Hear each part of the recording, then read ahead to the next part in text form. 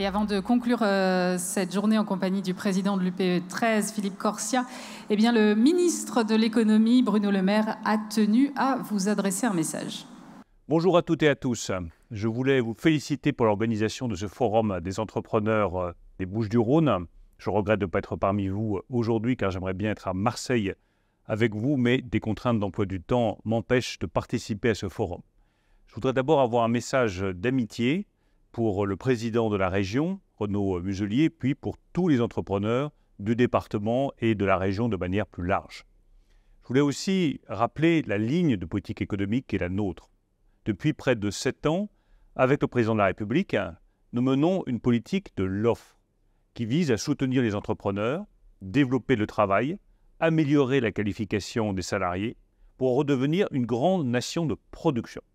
Et cette ligne de politique économique, elle sera maintenue contre vents et marées, car c'est une politique qui donne des résultats.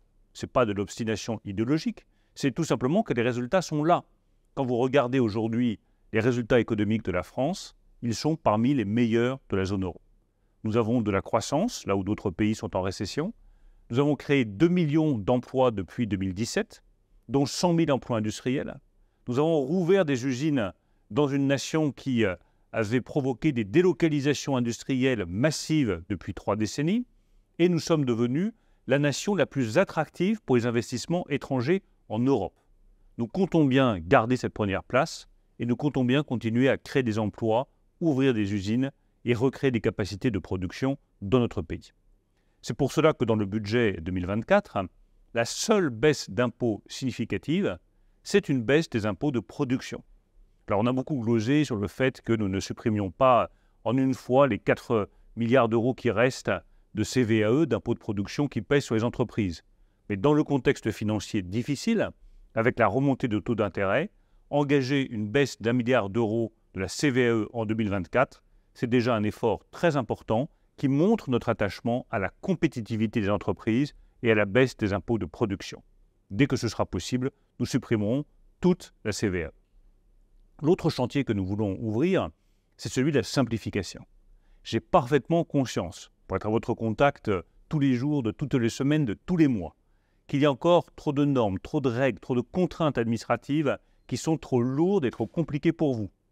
Elles ont un coût et elles nous font perdre du temps dans la réalisation de certains projets économiques, que ce soit l'ouverture d'une usine ou la construction de logements. J'organiserai donc avec la ministre des PME, Olivia Grégoire, des assises de la simplification dans les prochaines semaines et je vous demande vraiment de me faire remonter toutes vos propositions de simplification, même les plus radicales, parce que c'est probablement celles qui seront les plus efficaces.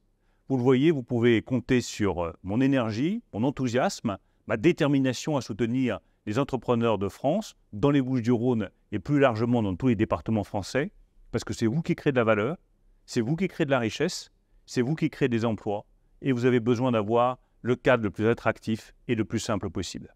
Bon travail à toutes et à tous.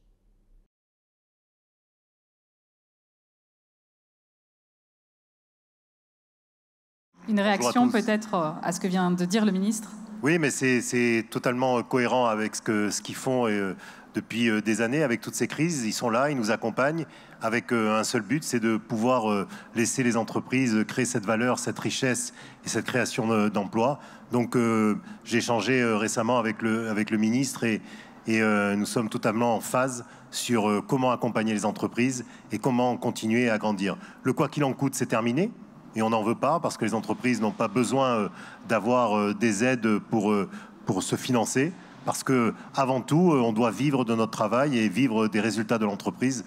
Donc c'est totalement cohérent. Maintenant, il y a des crises internationales, des crises compliquées, des crises à répétition qui viennent après une crise sanitaire, une crise économique, une crise sociétale. Donc toutes ces crises fragilisent quand même nos entreprises, fragilise également le territoire.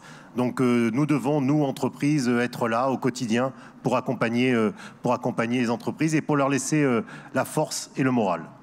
Un mot sur cette journée, peut-être qu'est-ce que vous en retenez de cette journée autour de la transformation?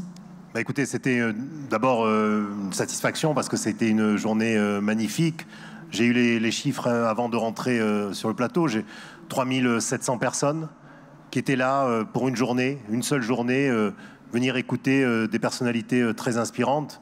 Évidemment, le président Sarkozy qui a su nous donner son éclairage, tant au niveau international qu'au niveau économique, mais également des tables rondes avec des chefs d'entreprise sur des sujets multiples et variés.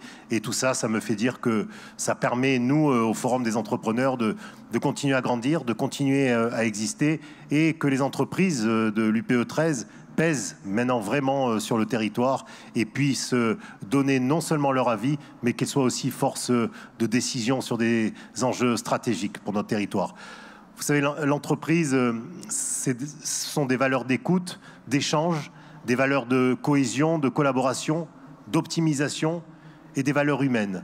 Donc quand vous voyez tout ça, vous dites que l'entreprise, c'est un tout, et il faut que ce cercle vertueux qui est l'entreprise au quotidien continue à exister de plus fortement encore. Et c'est pour ça que je suis très fier d'être là, président de l'UPE 13, pour pouvoir continuer à faire grandir les entreprises de mon territoire. C'est un peu un refuge, l'entreprise, dans des temps tourmentés, Philippe? Je pense que c'est un refuge parce que c'est là où il y a de l'ordre, c'est là où il y a du travail, c'est là où il y a une vision. Et l'entreprise, l'entrepreneur, et j'en écoutais les différentes tables rondes, c'est tout ce qui est demandé aux uns et aux autres, c'est l'entreprise qui l'apporte. Et donc c'est pour ça qu'on est non seulement force de proposition, mais on est aussi force de décision maintenant. L'entreprise, c'est le référent de notre société. Et c'est pour ça qu'il faut continuer à la développer et qu'elle continue à exister. Et en tant qu'entrepreneur, je suis vraiment très fier de pouvoir porter la parole de mes 14 000 entreprises adhérentes et des 400 000 collaborateurs qui travaillent dans ces entreprises à l'UPE 13. On donne rendez-vous l'année prochaine? Ben voilà, la 24e édition. Exactement, rendez-vous pour la 24e édition, pour le forum de l'UPE 13. Ce forum extraordinaire qui ne peut se faire que grâce aux partenaires et grâce à l'ensemble des entreprises qui sont là. Vous savez, il y a eu 60 intervenants, 70 partenaires. Tous ces partenaires qui sont au quotidien avec nous, qui sont là pour nous aider, pour faire aussi grandir avec ce syndicat patronal, l'UPE 13. Donc merci à tous et rendez-vous donc en septembre 2024. Merci. Merci beaucoup.